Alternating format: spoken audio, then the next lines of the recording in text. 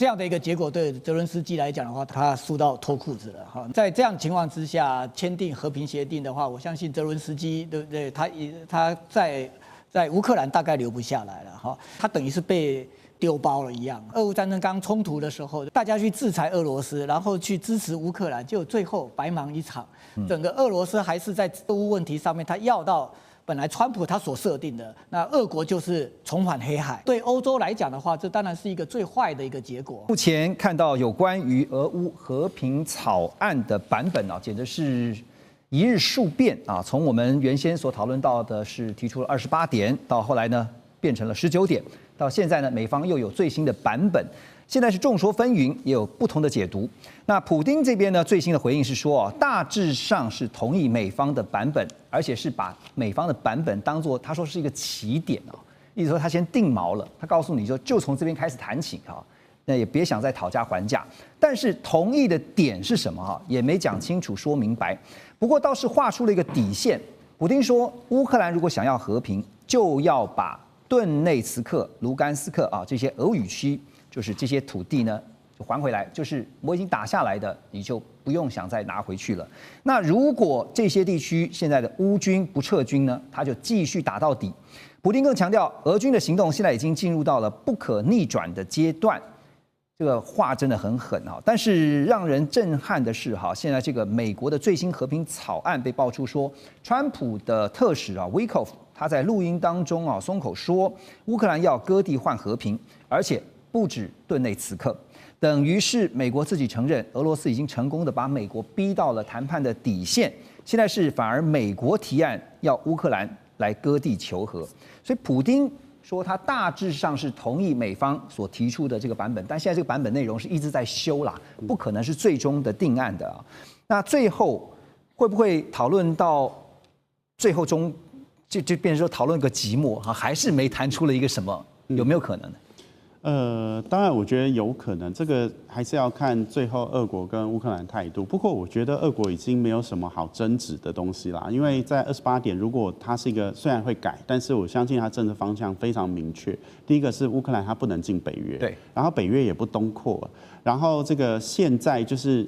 美国会保证现状，就是俄罗斯所占领的土地通通归俄罗斯，就是画在现在这个停战线这边哦。那其实就是乌克兰丢了大笔，克里米亚岛还有它战后所失去的这些土地，全部要给俄罗斯。所以我觉得俄罗斯基本上，假设这个和平协议真的通过，它就是大赢家。但是这个就回到当时泽伦斯基跟川普不是在那次碰面的时候，大家都记忆犹新，就是被川普跟 Vance 骂了一顿啊。对。那川普就说你是想世界大战吗？还是你要继续做绞肉机？这两个选项在川普的 list 上应该都没有，因为川普的承诺就是他要赶快结束这世界上的几场大战，所以我相信快要期中选举，他一定会有压力，就是我兑现承诺的压力。所以28点原则，我认为在这个时候抛出来。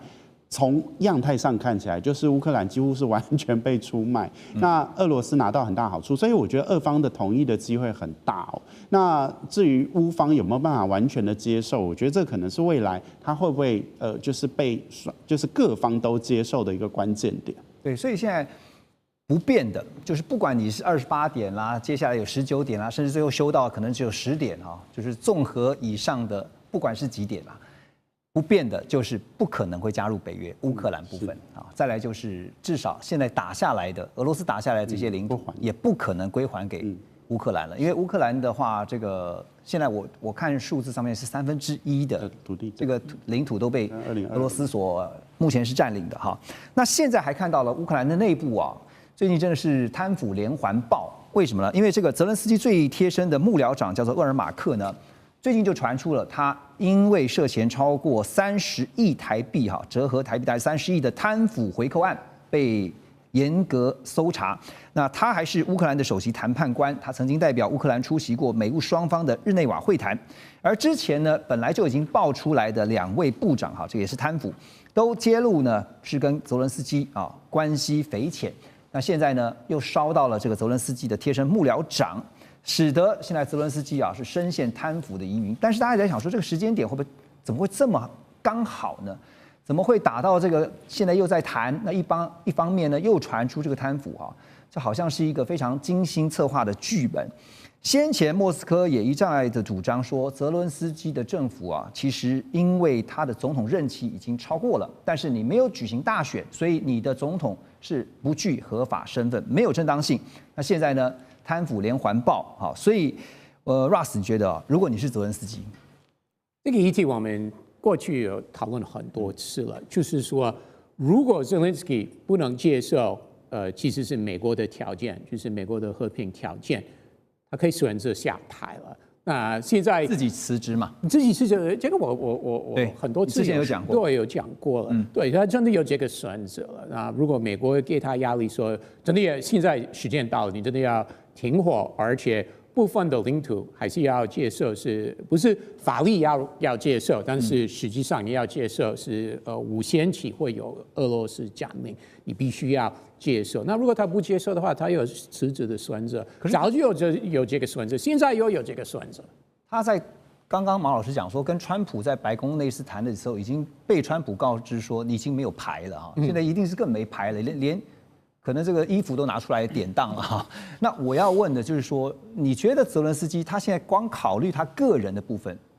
你觉得他会怎么想？一定在谈条件了。所以最好的选择其实还是辞职了。如果他真的不能接受，是在我在任内我在位的时候同意我们国家领土让给部分领土让给俄罗斯。如果他真的不能接受的话，他就可以辞职，然后这个可以固定他的历史地位。说那个条件，我是打仗几年3年多，但是美国给我压力，让领土给俄罗斯，我不接受我就辞职，然后让下一位。那看看这乌克兰会不会，因为到目前为止其实是没有一个算是政治领袖，不管是哪一个政党哪一派，站出来说这个交换是我们乌克兰人该接受的。为了停火啊，部分我们国家领土，而且不只是俄军目前占领的领土，是更多对还没有占领的领土也要给俄罗斯。到目前为止，其实没有乌克兰政治人物说这个条件我们该接受了，但是或许会有。罗老师觉得呢？因为我刚刚突然想到的是，泽伦斯基如果是泽伦斯基的话，我想说你要先保护我的人身安全啊，因为我怕我下台以后呢，我的性命会有危险。还有呢，我可能要寻求政治庇护，会有这样的一些讨论吗？当然，这样的一个结果对泽伦斯基来讲的话，他是这个就像您刚刚讲的哈，他输到脱裤子了哈。那如果这样在这样情况之下签订和平协定的话，我相信泽伦斯基对不对？他在乌克兰大概留不下来了哈。那所以就是说，他等于是被丢包了一样哈。那但是我们看这样一个结果哈，就是我们。这个来回顾，就是俄乌战争刚冲突的时候，对不对？那大家去制裁俄罗斯，然后去支持乌克兰，结果最后白忙一场。整个俄罗斯还是在这个俄乌问题上面，他要到本来川普他所设定的，那俄国就是重返黑海，对不对？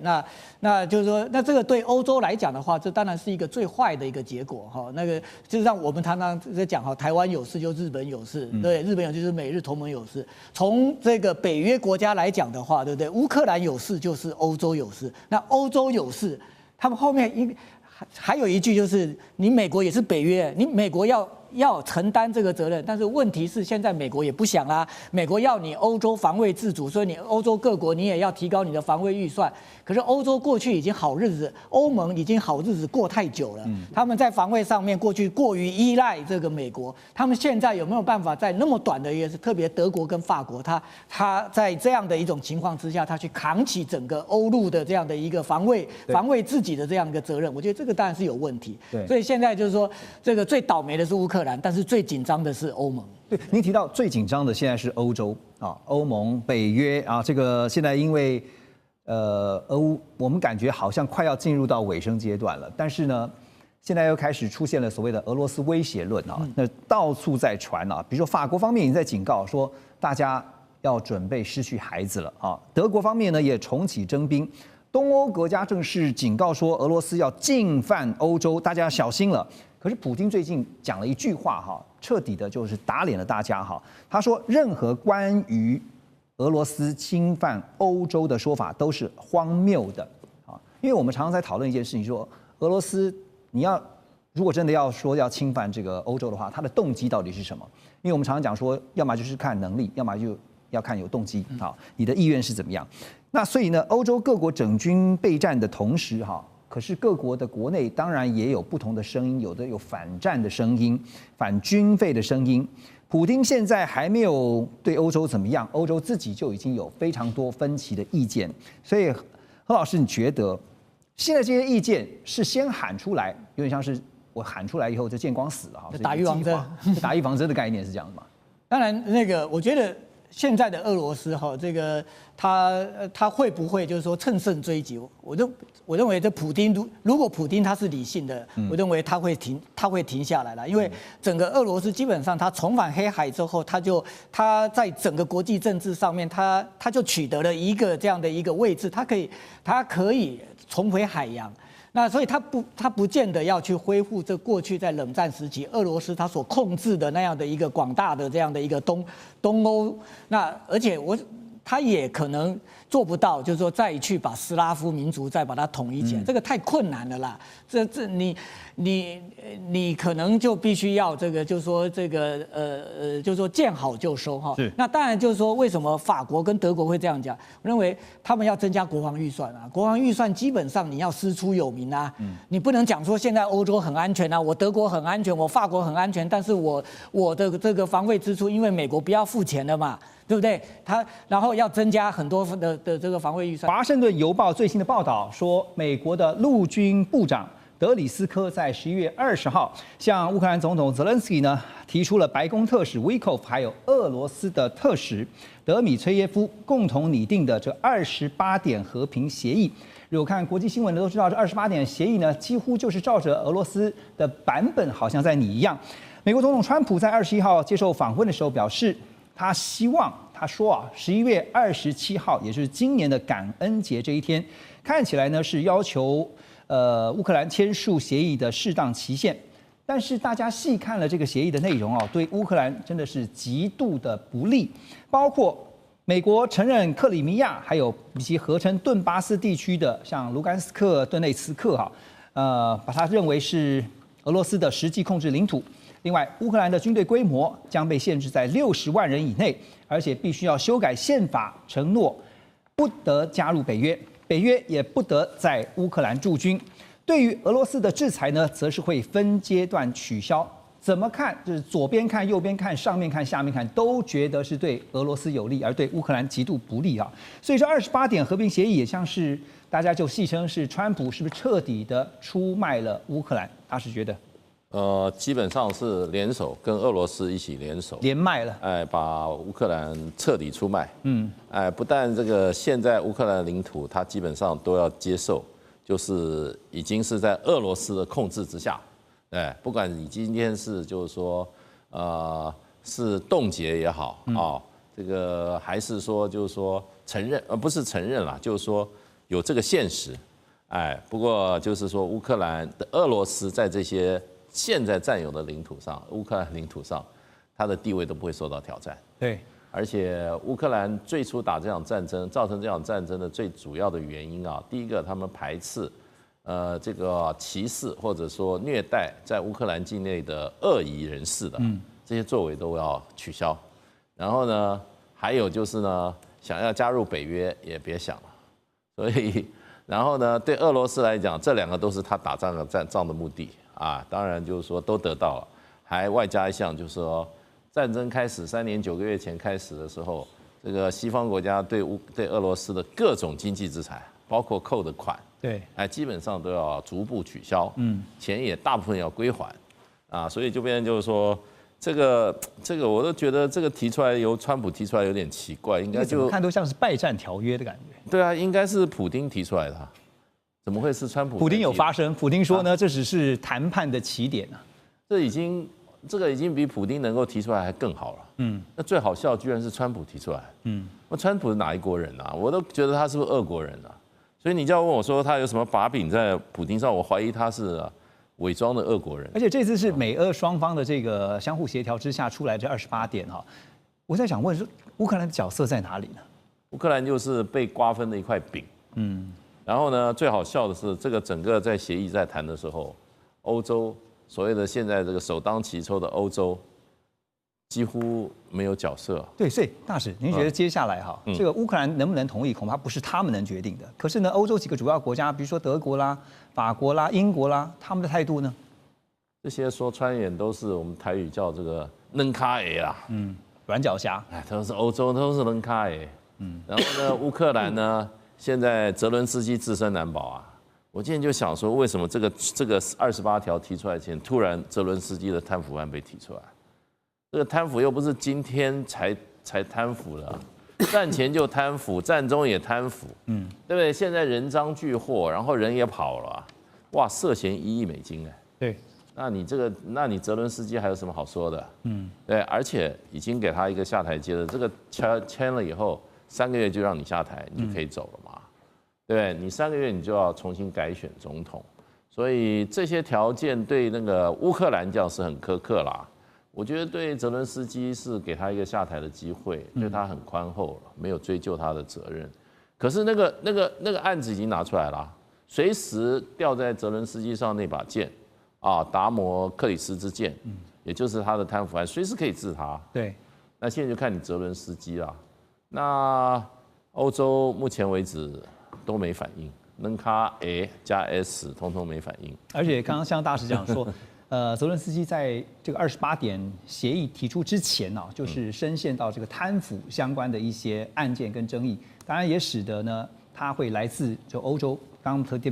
提到的几个主要国家的这种强大压力，那针对这28点和平协议啊，像是法国的，还有德国，还有呢英国啊，这3个国家呢，也跟乌克兰的总统泽连斯基在通话之后啊，他们也先发表了一份共同的声明，指出说他们是欢迎美方为终结战争所做的努力，但是也重申说这个任何牵涉到欧洲国家、欧盟、北约的协议，都必须经过欧洲伙伴的同意，或者是在盟友之间达成共识。另外，欧盟执委会主委范德莱恩也强调，任何替乌克兰做出的决定都不能少了乌克兰的参与。可是刚刚我们看到，就没有乌克兰的角色啊，对不对？好，波罗的海3国的外长呢，日前才联名投书啊，到《金融时报》，他们提出警告。他们说，大家要小心啊，因为俄罗斯绝对不会满足于暂时占领他国的领土。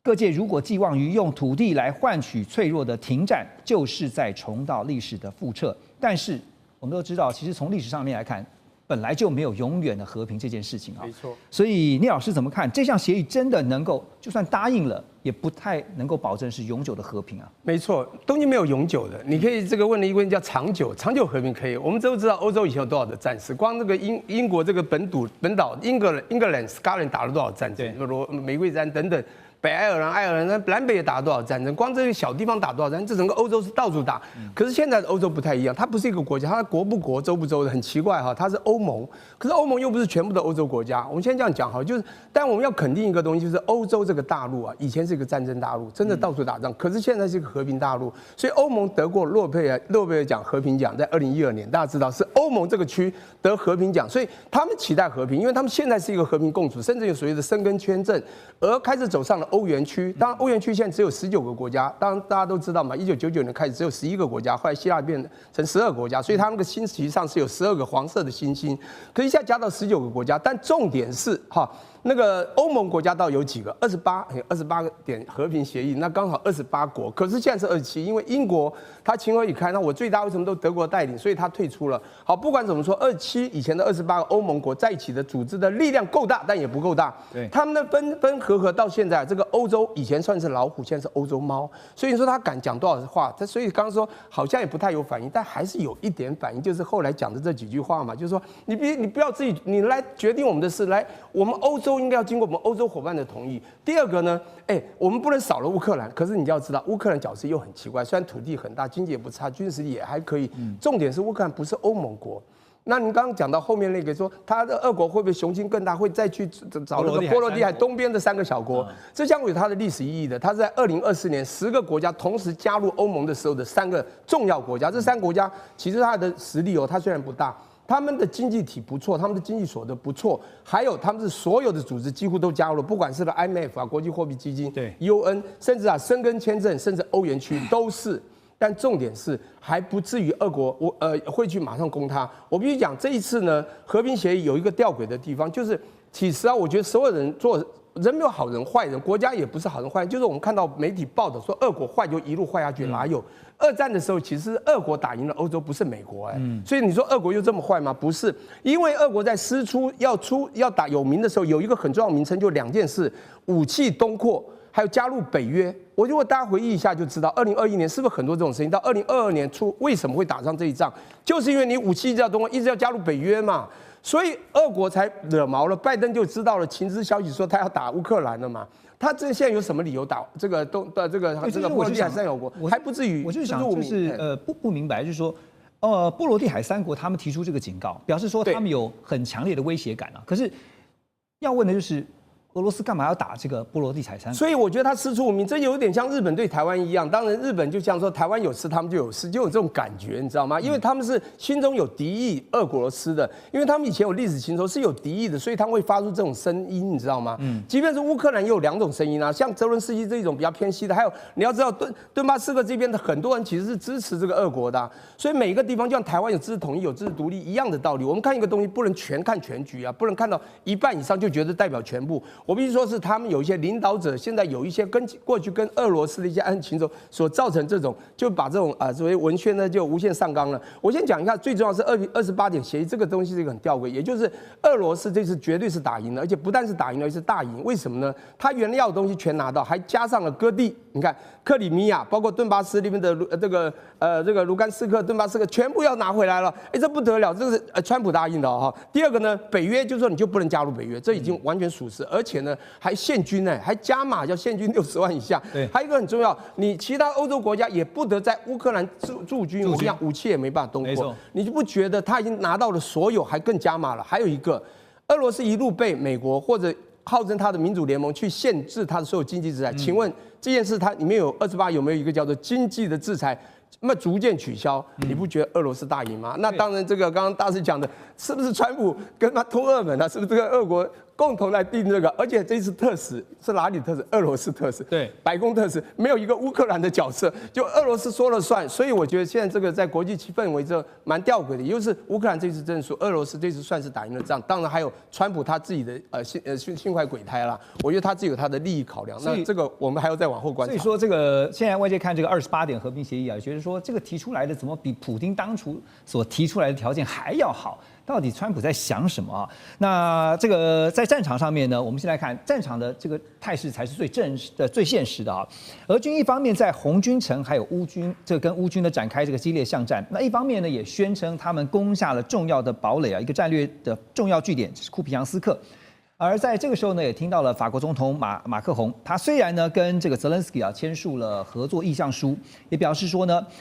法国在10年内要提供乌克兰100架的标风战机，但是《华尔街日报》也报道说，不管是乌克兰还是法国目前都没有足够的资金来支付这100架战机的订单。还有，你钱虽然给了，但是也要看东西做不做得出来。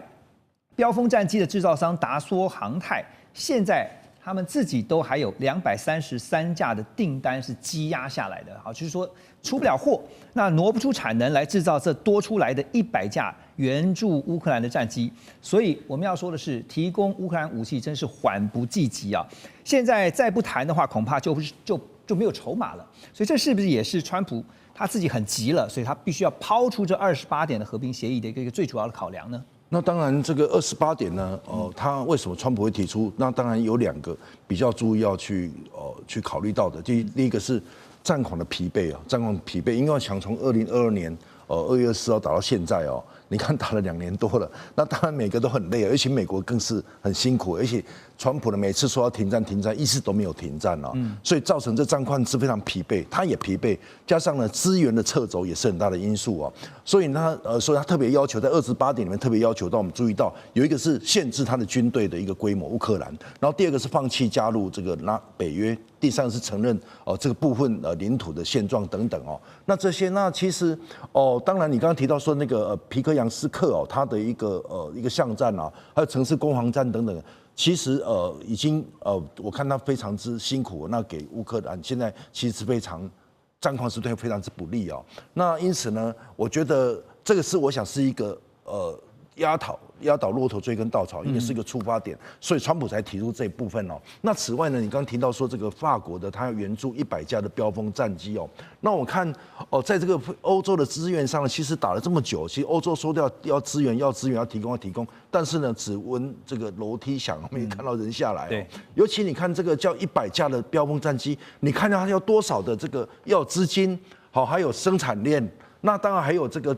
还有等等这些很多因素哦，包括整个这么多的钱谁去出，谁要拿，谁不拿，就算有钱，对，产能也是一个问题啊，一个问题。所以呢，欧洲只是在做一个口头的援助的意愿哦，但是呢，如果说要去军购哦，不管是它的供应源，还有财源，还有产能的支撑呢，其实都遭到明显的一个瓶颈哦。那因此，我觉得呢，并不是这个欧洲无力来支援呢，而是资源的这个值跟量，还有交付的时效已经。其实你要做现在这部战机，你要做你看要做多长时间？对，所以这个时间、空间都对这个乌克兰非常不利了，而且加上这个川普，我看到他是上次从10月份来到欧洲一趟之后，你看这个东亚之后，你看东亚有点变天了哈。然后我想到下次去欧洲，是不是也如同去了日本一样？那去了。乌克兰是不是也跟乌克兰状况又跟日本一样，就会产生更大的一个地缘政治一个变动啊？这是我们有待观察的。对，就谈判来讲的话，其实现在乌克兰是越谈越没有筹码了，所以呢，是不是能够在下个礼拜，也就是11月27号，今年的感恩节之前啊，就同意这28点的和平协议的一些要点啊，恐怕也不是那么的乐观。但是不管怎么的，我们就看到说，乌克兰未来势必会成为这俄罗斯跟北约之间。当初我们也曾经讨论过的，变成了一个缓冲区。川普呢，他提出了28点的中战和平计划，这当中的内容包括了要乌克兰割让部分东部领土，还要限制乌克兰军队的规模，以及很重要的一点啊，放弃加入北约。总共28点，当然也传出呢，川普希望呢，乌克兰在感恩节，今年的感恩节是下个礼拜4啊，27号之前，希望就能够同意这些条件。俄罗斯总统普丁也发声了，他称说这份提议呢可以成为谈判的起点，而普丁也警告，如果基辅方面拒绝对话的话，俄军将会在其他战线重演最近在库皮扬斯克的攻势，也就是加大猛烈的攻势啊，继续打。那其中啊，我们看到在第7点，洪老师他们要求乌克兰修宪承诺永不加入北约啊。我们就想到了，在战争发生前，就是因为乌克兰要加入北约，才引发了这个俄罗斯称是特别军事行动，演变成到现在为止都还没停止的俄乌战争哈。所以，第一个，乌克兰怎么可能会答应呢？第二个，乌克兰答应不答应是他们能决定的吗？应该是欧洲怎么看吧？国际关系中间，我们经常这个比较轻松或玩笑的讲。一直存在一个 AIP principle，叫做 anything is possible， 啊，没有永远不会成，就不管有没有入线都一样。今天问题的症结在于俄罗斯针对北约东扩的一个，我认为这一次整个打了3年多，基本上是一个总反攻，因为已经美国北约东扩在冷战结束以后已经持续了一段时间。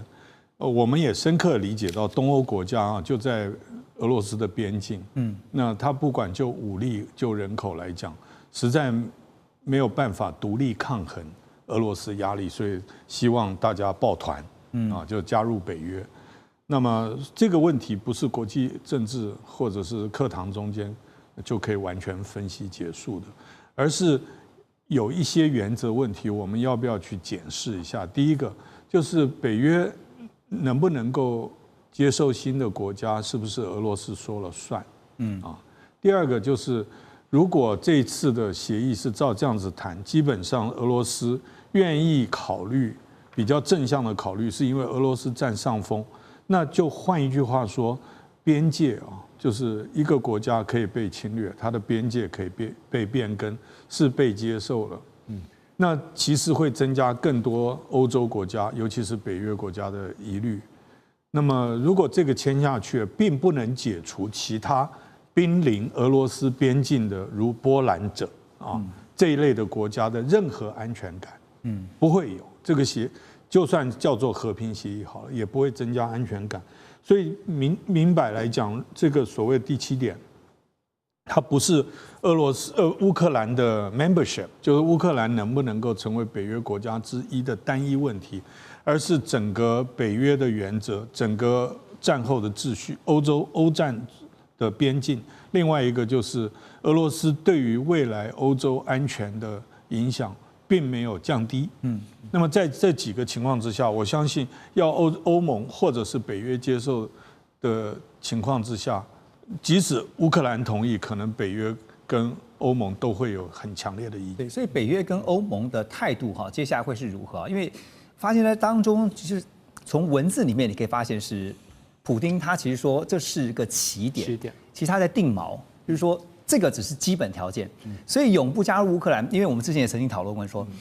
如果真的没有办法永不加入乌克兰，起码30年、50年哈。可是普丁就直接告诉你说，这个永不加入乌克兰只是个起点哈，其他几点27点都还算是可以继续谈的哈。所以杰仲老师怎么看啊？因为现在乌克兰能不能决定，恐怕不是他们自己说了就算了。现在对于整个欧洲来讲，其实是一个很大的威胁了。我坦白讲，我觉得如果真的协议的内容是进入到目前已经刊登了来讲，我觉得俄罗斯算是相当程度算是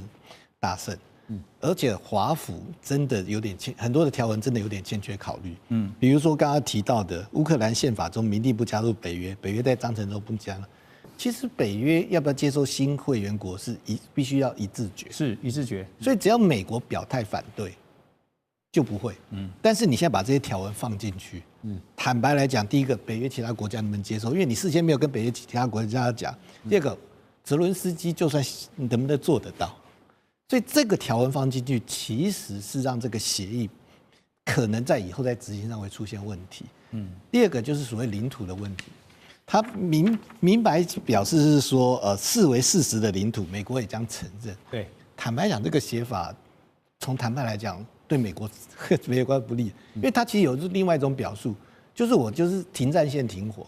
那只要俄罗斯履行了停火协议的话，我开始做关系正常化，而不去碰这个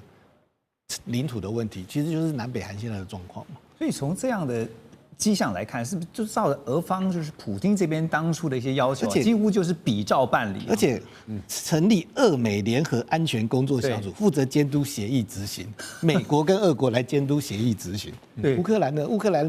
角色在哪里？乌克兰角色在哪里？欧洲角色呢？对啊，欧洲角色也没有。这边不只是乌克兰变成是这个菜单上面的菜，连欧洲都差一点。而且我现在很担心这个协议到最后可能就算签了，可能马上会出状况。因为第一个，如果乌克兰政府接受，那以后乌克兰的中央政府一定就会变很弱势。对。然后，而且在2014年其实就签过明斯克协议，但明斯克协议为什么后来无法执行？各地的那种民兵团体是各地的民兵团体所造成的一个影响。所以我觉得这个协议签下去，就算真的签下去，是不是能够解决问题？我觉得搞不好过一阵子，马上俄乌边境又会再有新的事。而且从这个当中，是不是可以看得出来，川普对于结束俄乌战争的一个急迫性？哈，那明老师啊，因为我们看到美方现在提出的担保包括什么呢？如果俄罗斯未来又再入侵乌克兰，美国除了会采取果断而且协调一致的，他说军事回应之外，哈，也会恢复所有对俄罗斯的全球制裁，而且撤销新领土的承认以及和平协议所有相关的其他利益。话讲的虽然这么狠啦，但到时候执行上面恐怕的效率是有多高？所以您怎么看哈？现在就是看乌克兰跟欧洲也可以不接受，那不接受的话，普丁也说了，那么我们就继续加大攻势哈，库皮扬斯克就摆在眼前，我们就继续打。那接受了，至少退而求其次，可以换取暂时的和平啊，但是绝对不可能是永久的和平，因为从历史上面我们来讲，从来没有永久的和平嘛。暂时的和平嘛，就不用签28条。对，你直接签个停火协议就好了。对，就是刚刚讲的限地停火，那就最简单了。大家现在看的最怕就是 Taco 了，最怕就是 Taco 在线，就怕 Taco 了，就是这样子。所以当时战争开打没有多久呢，我们就看了半天，后来我们说，这打起来有点危险。后来我们的朋友在吃饭聊天讲说，那怎么样才能让俄国停火呢？我想，那我只有一个办法，美国立刻出兵，美国出兵就停火了。他就不会再打下去了。只要你美国一天不出兵，他就有东西要打下去。然后川普在选举的时候，我上台之后，我用制裁，用什么办法？普京一听讲，那意思你不会出兵了，那我就先打。我打到什么时候？打到你逼到我坐上谈判座位那天为止。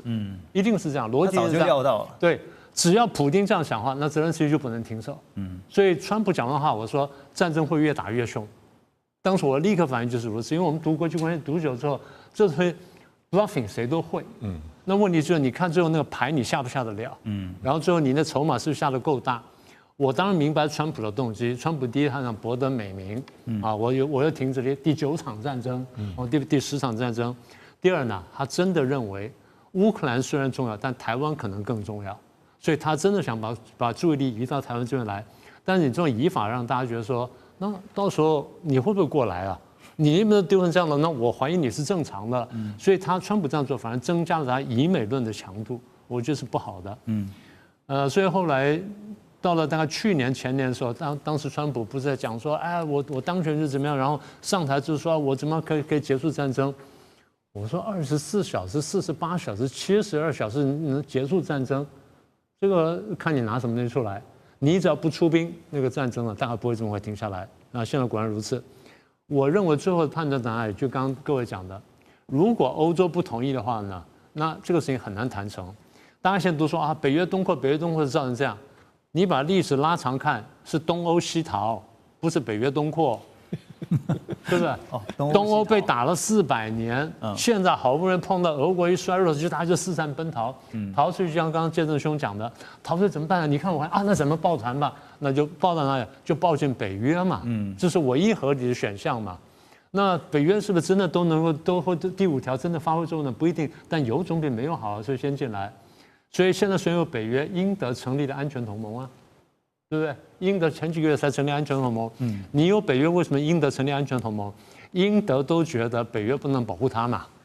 那如果连靠不住啊，如果连英国、德国都觉得说美国不能保护我，或美国靠不住的话，那你觉得其他小国会相信吗？对，是不是这样？所以逻辑就是，我说不是北约东扩，是东欧西逃。现在大家现在在四散奔逃当中，所以现在最关键问题呢，当然。泽连斯基有多大选择空间，我们不知道。但是呢，如果欧洲各国真的担心自己安全的话，他们会想办法援助泽连斯基。川普原来那个手法呢，比较粗糙。我说他是激将法，我很早就说他是激将法，但这个手法就难看，让人讨厌。最近在俄乌的前线啊，不是用僵持这2个字可以形容啊，而是前线不但崩溃，后方也出现了腐败，政局动摇。最新的就是俄罗斯呢，他们一次出动430架的无人机，大规模的夜袭基辅，甚至有无人机直接冲入这个公寓大楼啊，造成了至少6人死亡。但是呢，在前线的部分呢，红军城的战线现在被大家所关注，就是会不会被攻陷？因为呢，之前我们也讨论到说有被渗透，那现在俄罗斯的军队呢，从北从南两面推进，用口袋战术。乌军在城内完全被封锁，基辅市长也亲口承认说，目前危急状态到必须把征兵的年龄下修到22岁，代表连大学生都必须要上战场了。好，那现在在乌军缺兵溃败的同时啊，俄罗斯现在还有一支秘密猎杀部队，叫做 Rubicon 啊，这个他们是认为说是个王牌啊，因为他们专门追杀乌克兰的无人机操作员。所以他们任务很明确，就是锁定无人机的操作员，而不是无人机的这个设备。因为操作员被击杀的话，无人机就战力归零。所以呢，乌军现在最依赖的侦察跟精准火力啊，就直接被干掉了。那现在呢，俄军的攻击模式转而像在雾天突袭，还有无人机饱和跟压制火炮3合1的战术。乌克兰的第68旅也坦诚说，根本没有办法用侦察影像确认战场的情况，而俄方的无人机跟飞弹呢，也开始针对基辅的关键设施展开一连串的攻击。所以有一个关键点，大家一直在讨论的，就是红军城啊，现在会不会失守啊？是不是进入倒数计时？那也让人关注的是，万一红军城一旦失守的话，会不会就是兵败如山倒，变成了一个骨牌效应？庄老师怎么看？如果综合国际媒体的报道来看，的确，红军城已经进入最后的倒数计时了。那台湾媒体有几家跟执政党路线比较接近，偶尔还会放送一些对乌军有利的正面消息之外，其他都是一面倒哈。不过我们特别介绍一下洪君城哈，台湾媒体有人会把它介绍成波克这个罗夫斯克，那是乌克兰的翻译。对，那因为这个地方是当年是二战的时候哈。苏联红军对抗纳粹德国的一个战场，所以二战结束之后把它命名为红军村。1962年又改名叫红军城。那后来这个地方又划归乌克兰，但因为为了类似台湾转型正义嘛，要清除共党当年的威权啊，所以要把它改成叫波克罗夫斯克，一个当地的一个崇拜圣母的一个教堂的名字哈。但因为台湾的媒体用2个名字都用，造成一些混淆。那么这个地方呢，我查过了，只有30平方公里，人口6万，但却是呢一个顿巴斯的一个重要门户哈，那它在这个当地是一个交通节点，也是一个后勤的枢纽。特别是泽连斯基呢，曾经多次前往这个地方来宣慰乌军，还这边打卡拍照，所以象征意义很大。那刚刚主任也提到所谓的无人机猎杀部队，我们如果看新闻片段可以看到，那些过去的无人机猎杀是无人机猎杀无人机，用自爆或是射击的方式把无人机搞垮。那现在只是猎杀操作员，因为再怎么猎还是要有人操作。你可以看到俄罗斯的这个猎杀无人机的那些无人机哈，它本身有非常长的天线，可以侦测到电子讯号，然后对操作员展开攻击，所以战果非常显著，让这个乌克兰的增援一波一波又被打退。当然特别提到，如果这个地方沦陷哈，会不会造成骨牌效应？坦白讲，因为乌克兰有足够的战略纵深，而且在红军城周遭也有层层的阵地防守，是不可能长驱直入，这个一马平川，马上攻下乌克兰大片土地。但是有政治的意义。第一点，因为俄罗斯毕竟被制裁了几千项嘛，那如果说能够拿下红军城，这个意义就代表我还是一尾活龙，我还有足够的实力，对于国内的宣传很有帮助。对乌克兰来讲会很大的压力，因为这是一个重镇已经丢失了，对民心士气会很大的打击。对于美国跟欧洲列强来讲，会是一记当头棒喝，因为他们全力支援的红军城，最后还是沦为俄罗斯的这个囊中物，所以政治意义会大于军事的意义。对，外界现在普遍的看法就是只是时间问题啊，就是说但是在战场我们看到是有猛烈的炮火，可是在乌克兰你说后方呢却是有不断的失火啊，怎么说？因为呢，像是刚刚提到说，像基辅市长说呢，现在征兵的年龄必须往下修啊，连22岁可能都必须达到征兵的标准。那前线呢经不起长期的消耗，现在就是没有兵了，那怎么办呢？只能把这个征兵的年龄往下一直调整。另外就是说，为什么是说后方失火？是因为最近传出了贪腐事件。这个泽连斯基呢最信任的2位官员啊，司法部长跟能源部长，在这个时候传出重大的贪污案，涉案的金额高达了30亿台币啊，折合台币是30亿这么多。而且2个人现在据传是这个报道说呢，是潜逃到海外去。原本呢，这个打这场战争已经非常艰难了，但现在呢又传出这个重大弊案。所以这2天也看到，欧洲有很多国家领导人也纷纷希望泽连斯基能够向外界说明，第一个后续的处置，第二个呢怎么会发生这种事情啊？但也有一说是怎么会这么巧啊？在这个时候呢，是不是背后有一种力量是要来推倒这个泽连斯基啊？这个部分我想先请教大使的看法。对这个时间上哈，是我一看了我也觉得很怀疑，因为这个案子已经调查1年半了。那这个案子的调查机构，它是这个反贪腐的机构，它是一个独立机构，而且有2个独立机构，它不是泽伦斯基政府所能管辖的，所以是独立调查。那这个案子查了1年半，突然在这个时候那么破案，然后金额非常的大，而且我觉得泽伦斯基这个直指泽伦斯基，为什么？首要嫌犯是泽伦斯基的亲信，而且是他从政以前的生意伙伴。那个泽伦斯基他在这个没有当总统从政前，他是影艺界人士嘛，所以他这个首要嫌犯是他以前跟他成立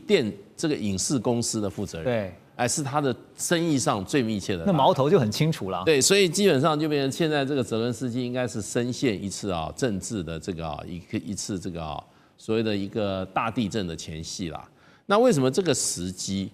那就不晓得，因为你要知道，就川普总统来讲的话，泽伦斯基是很不合作的一个总统。一定要坚持要打，一定要坚持啊！打到现在，红军城也快垮了。对不对？那斯拉夫扬斯克现在也岌岌可危。那么刚刚我看那个俄罗斯卫星通讯社，他说他们在扎波罗热又攻下一个村庄，所以就变成就是说现在军事岌岌可危。你如果这个连续的话，现在固有的防线都被攻破的话，那这个战争的话，那就可能就变成不是西方国家所愿意看到了。对，那就变成你这样输战就输了啊。那所以我觉得这个时候，这个突然的这个弊案被这个揭发，那么我认为不是那么简单。对，那现在就变成是不是？那么泽伦斯基要引咎辞职，或者说呢，他被迫辞职，那我觉得都有可能发生。那当然，他如果辞职下来，新的领导人的话，那应该是，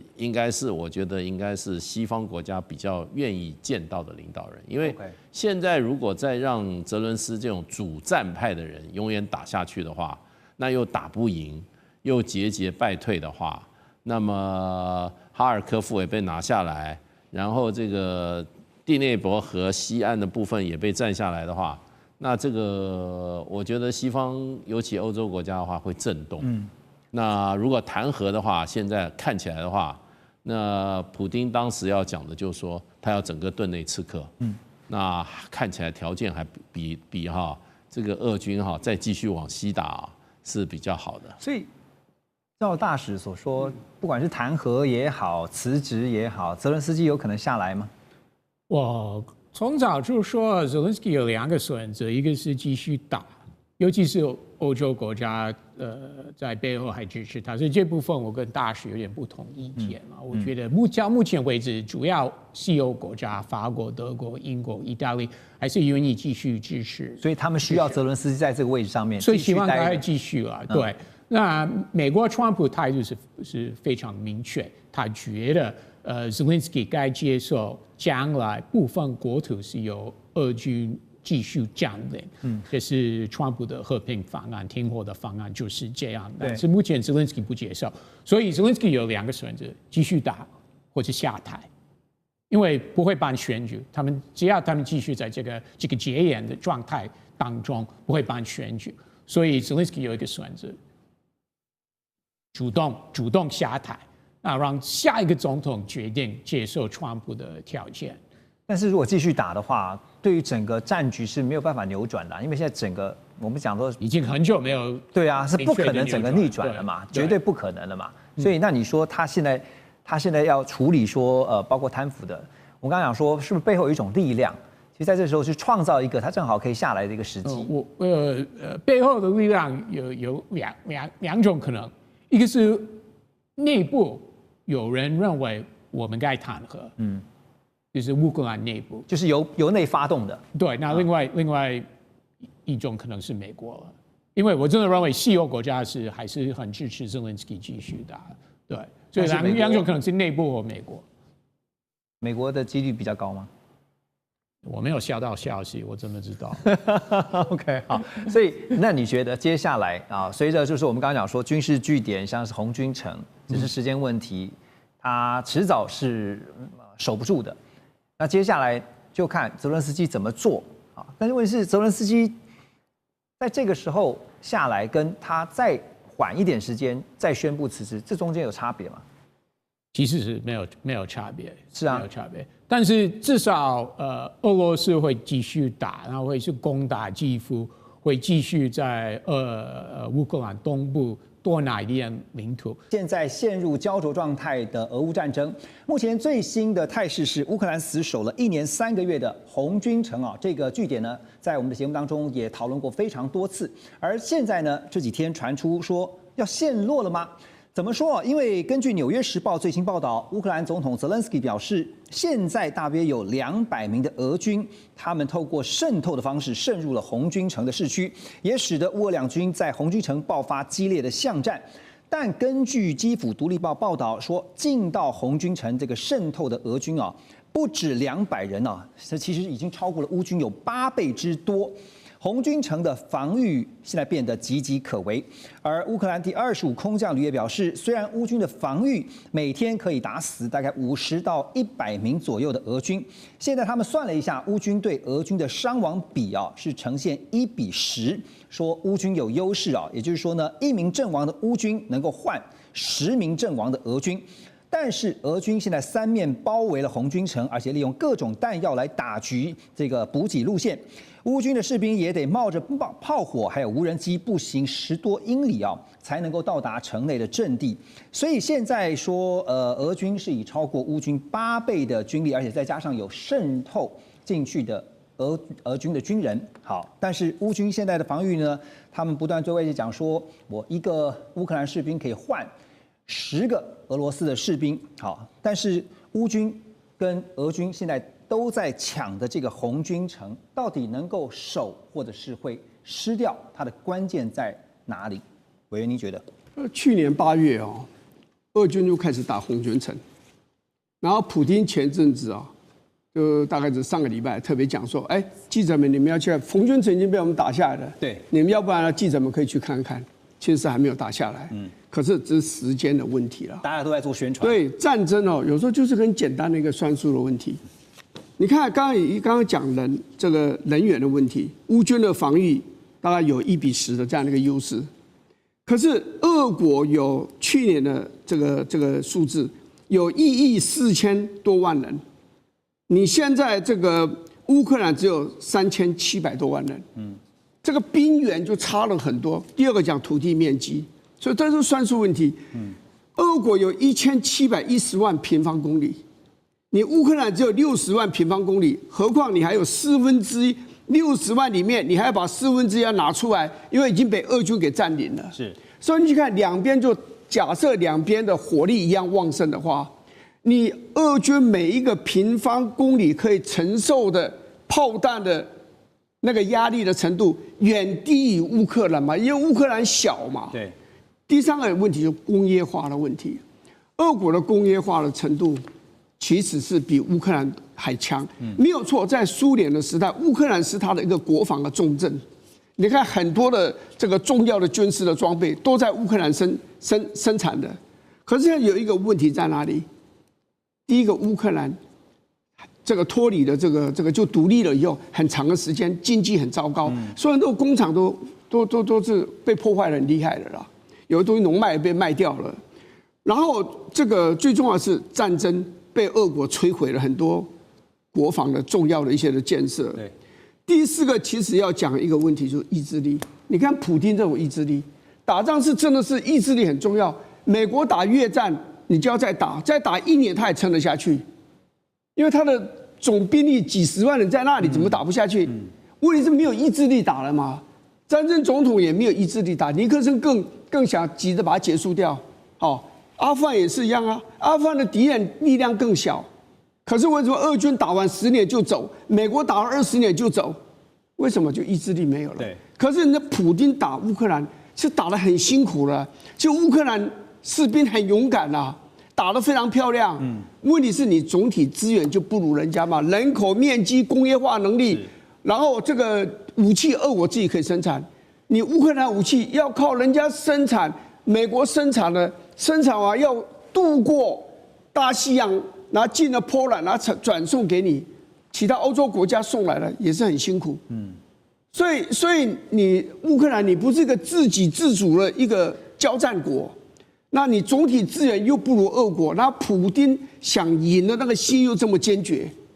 所以这个红军城被打下来是时间的问题，时间早晚。而且刚才委员特别提到说，两军在战场上面对战的时候，其实作战意志很重要啊。不过从兵力上面，双方的这个悬殊比例来看的话，俄军也换得起哈，就是就算我10个人换你1个人的话，我也换得起啊。现在就是看到这个战争呢陷入到焦灼，所以呢，原先这个信誓旦旦说他这个上任就能够搞定俄乌战争，立刻让双方停火的川普，现在当然他的说法也改变了哈。这个11月8号他正式表示，他说他已经暂停和俄罗斯总统普丁在匈牙利说要约会面，主要的原因呢在于俄方还没有展现停战要说停战了，现在连停火的诚意可能都没有啊。但川普也表示说，如果普丁真心想达成和平协议，希望未来还是能够和普丁在匈牙利来进行会谈。我另一方面也看到在北约这边呢，德国联合作战司令叫索尔夫兰，他就警告。他说要小心俄罗斯的普丁因为呢，普丁现在手握150万名地面部队，还拥有足够的主力战车，具备随时对北约领土发动小规模区域限定的能力不要轻忽，而且不要是小看了俄罗斯对欧洲、对北约的威胁。每日电讯报也报道说，普丁还打算跟委内瑞拉总统来合作，部署这个极音速飞弹基地，要直接威胁美国东南部，牵制美国对乌克兰战场和欧洲防线的注意力。因为你后门失火的话，你当然无暇顾我们欧洲了。好，现在德国警告说，普丁是有能力的对北约要发动有限战争但是这个局势呢，大家也会很好奇，因为北约向来是共同防御。如果包括最近看到拉脱维亚甚至呢派出了无人机，因为他们非常的担心尤其波罗的海的3个国家，拉脱维亚其中之一他们就派出了无人机来负责防空。所以 Russ 因为我们讲到了北约共同防御，就算是发动有限战争，但是不也启动了北约的共同防御了吗？如果俄罗斯真的入侵北约国家的话，就动用条约。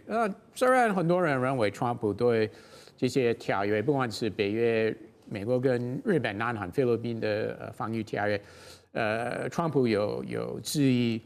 就造成所谓的一美论了。但是川普这次回来执政，其实他的不管是他的言辞或他的动作，或战争部长 Hegseth 的动作，那明显到目前为止，美国还是很支持这些条约了。那虽然川普从早就呼吁美国的这些安全伙伴都要提升国防预算，但是这个也不等同川普不会履约了。所以今年已经有很多次北约秘书长去白宫跟川普见面，对，看起来他们都谈得很融洽，很合得来。他这个北约秘书长也没有公开批评说川普不支持北约等等了。所以目前从美国川普政府的动作来看，还是对这些条约是参与的意愿、支持等等，都是我觉得是相当正常。对，所以我要问的就是，因为我们常常在讲说，你要评估的是能力跟意图这2个因素能力的部分，像德国这边警告说，有能力，就算进行一个小规模的有限战争，俄罗斯是有能力的。那意图呢，犯得着吗？我认为北约国家他们是看俄罗斯军事能力，觉得是非常对他们来说是非常危险嘛。对。但是他们真的认为俄罗斯即将会入侵吗？就是向北约国家动手？我觉得他们这些北约国家也知道可能性不大，但是还是要做好准备，还是要先提出警告。当然，因为他们要提升他们的国防投资那也是需要，不管是国会议员、一般民众、选民、媒体等等，都需要整个国家的支持，对不对？所以他们就最近就是从俄罗斯入侵乌克兰之后，不管是左派、右派政治人物，大部分的欧洲国家的政治人物都是有这个态度、这个想法。我们要提升国防预算，美国也很支持但是美国也没有推出，比如说什么联合军事演习等等，不管是拜登或川普都有参与了。OK， 所以那你怎么看？刚刚也提到《每日电讯报》这个报道，就是在美国的后院，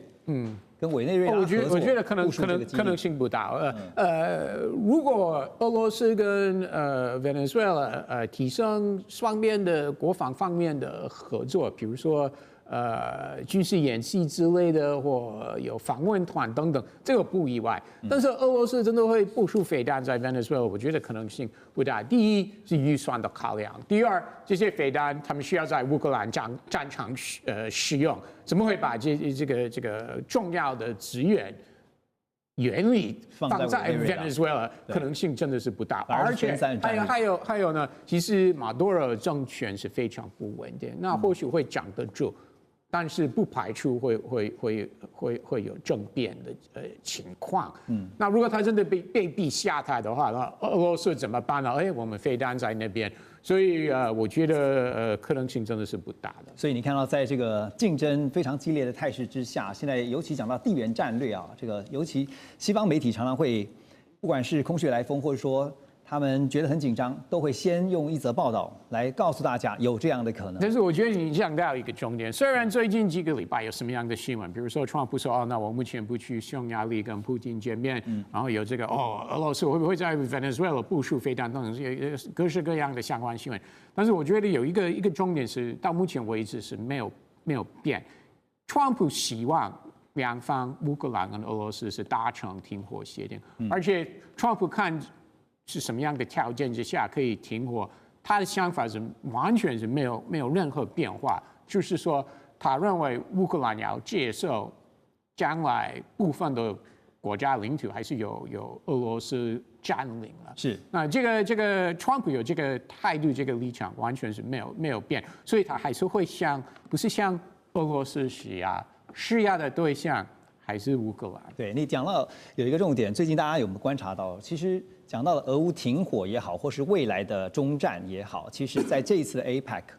习近平跟川普两人也谈到了俄乌啊。那川普呢协调了这么多次，你可以发现说，他也可能意识到了美国单靠一己之力是没有办法让俄罗斯停下来，但需不需要中国大陆在旁边来实力一下？中国大陆国家主席习近平在北京最近是会见了俄罗斯的总理叫米舒斯金。